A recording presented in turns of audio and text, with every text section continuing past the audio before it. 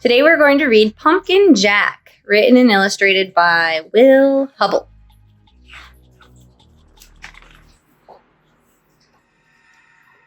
When Tim carved his first pumpkin, it was fierce and funny and just perfect. A jack-o'-lantern this good deserved a name, so Tim gave it one, Jack.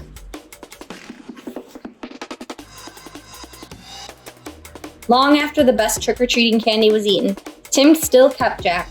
At night, when a candle made Jack's face dance on the wall and filled the dark with warm pumpkin smells, Tim felt Jack was almost magic. Yet, too soon, the spell was broken. Pumpkin rabbit? This pumpkin is beginning to rot, announced Mom. It's time to throw it out. Tim knew it was useless to argue. He carried Jack to the garden, which was filled with the brown ghosts of last summer's plants. A dead garden is better than a trash can, thought Tim.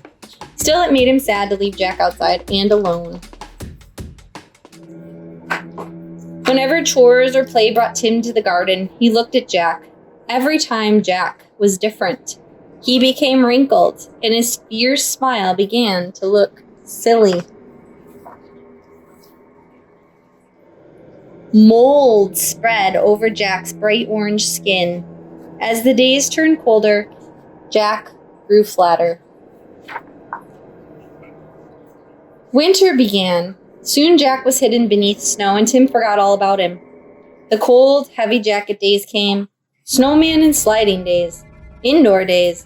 Thanksgiving, Christmas, and Valentine's. When all these days had passed and the March winds melted the snow, Tim found Jack. There wasn't much left, just a faded and crumpled pumpkin skin, a stem, and a few seeds. Jack's Halloween magic was a distant memory now. Tim scraped a thin blanket of earth over the last bits of his pumpkin. "Goodbye, Jack," he whispered. When spring turned barefoot warm, a tiny sprout appeared where Jack had been. Tim found it and guessed what it was. In the days that followed, Tim weeded and watered and watched the sprout. Slowly and steadily, the plant changed and grew. It branched and spread a web of vines over the ground, but no pumpkins appeared.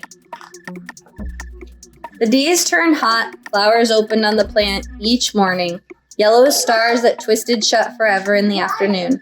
Still, there were no pumpkins.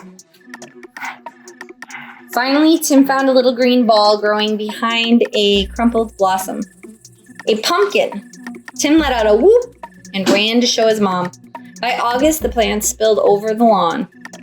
Tim's favorite game became pumpkin hunting. He carefully waded among the leaves, searching for green pumpkins like hidden treasures.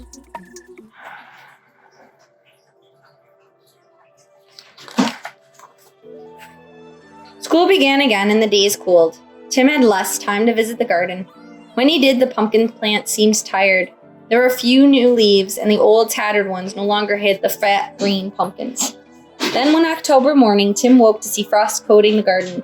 The frozen plant seemed changed to pale blue glass.